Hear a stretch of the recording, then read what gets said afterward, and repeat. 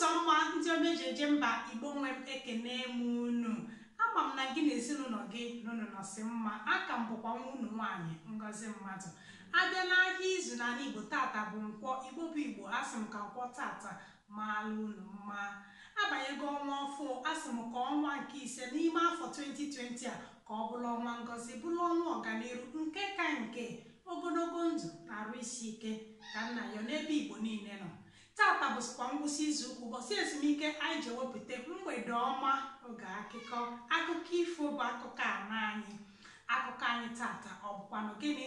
Ka anyị malụ ka ọkụkọ si wee bụrụ anụ ụlọ. Na-etufughị oge ọbụla ka anyị gaa n'iru n'ime akụkọ anyị.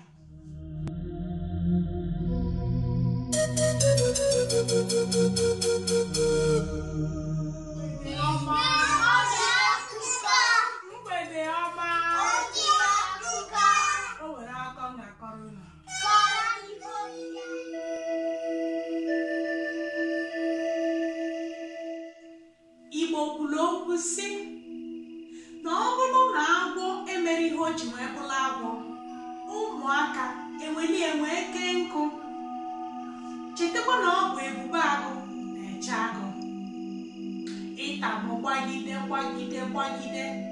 wee gbakwasị n'otu oge ọkụkọ, ya bụ eze ụmụ anụmanụ. Ụmụ anụmanụ nwere oke nsọpụrụ n'oke egwu ebe ọkụkọ nọ.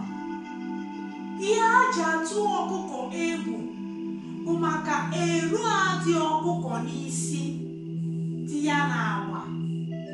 Ụmụ anụmanụ chere ihe ọkụkọ bụ n'isi bụ ọkụ, ha wee na-enye oke nsọpụrụ, na-atụ ya egwu. Ọ bụ eze bụ ọkwụrụ, onye ọbụla nọla ala.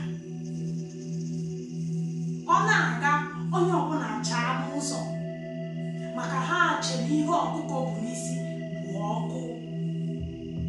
O wee ruo otu ụbọchị, oke mmiri ozuzo wee zoo, oyi wee dị. Ụmụ anụmanụ nọdụ n'ime jijiji.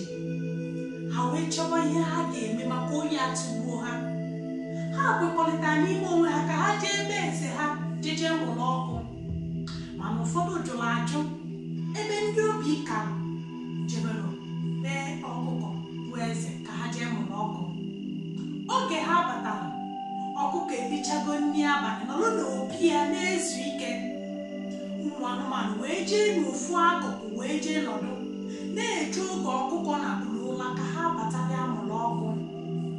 Oge ha lere anya, ọtị ha na ọkụkọ anakụgo na ọlarugo, ha wee bata. Oge ha batara, ha ji ọkwa ha wee chee n'isi ọkụkọ ka ha mụrụ ọkụ, mana ọkụ achara. Ha chee na agwa ya ka ha mụrụ ọkụ, mana ọkụ achara. O wee chaa ha baa n'anya. Oge a ka ha furu n'ime akwa ihe n'ihi ha ji wee na-atụ ụjọ, wee na-enye ọkụkọ oke nsọpụrụ, atụ ya egwu na o nwerekwa ihe ọ bụ. Ha wee jije kọsaalụ ụmụ anụmanụ ibe ha na o nwerekwa ihe dị ọkụkọ n'isi, na ihe ahụ ha fuo bụ n'isi abụrụkwa ọkụ. Nke a wee ebe ụmụ anụmanụ enwezi nsọpụrụ ebe ọkụkọ nọ. Ha ga-atụzi ya egwu, ha wee bido kpalịbị ya, were ya na-eme ihe egwuregwu, na-eme ihe njakịrị. Anụ dị ka agụ na ufu bido chụgharịba ọkụkọ ka ha gbuo. Ọkụkọ wee gbapụ ọsọ ndụ, wee si n'obodo ụmụ anụmanụ wee gbabata n'obodo ndị mmadụ, wee sorozie ndị mmadụ wee bili. Ọ bụ nke a kpatara ọkụkọ ji wee bụrụ anụ ụlọ. Ọ bụ ọsọ ndụ ọ gbapụ n'obodo ụmụ anụmanụ kpatara ọkụkọ ji wee bụrụ anụ ụlọ ma ruo tata. Akụkọ anyị nke taa ka dị na nkenke. Anyị chọkwara ịma ihe ị mụtara n'akụkọ nke tata. Jee n'ebe a nke ndị oyibo dere comment section ka ị detuola anyị ihe mmụta nke ịmụtara. Ọkwanụ gịnị ka Igbo Amaka chọrọ iji akụkọ a wee kụzi?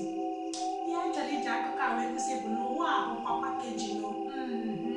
Ụwa bụ pakeji chi onwe gị. Ị na-aga maka na ọ bụrụkwa na imecha ka onye ọbụla malịcha ka ịra, iluzukwe respect ma ọ bụrụ ndị si n'oyibo. Ndị na-ekwesịrị ịgbago okwu ebido kwụmazi ego okwu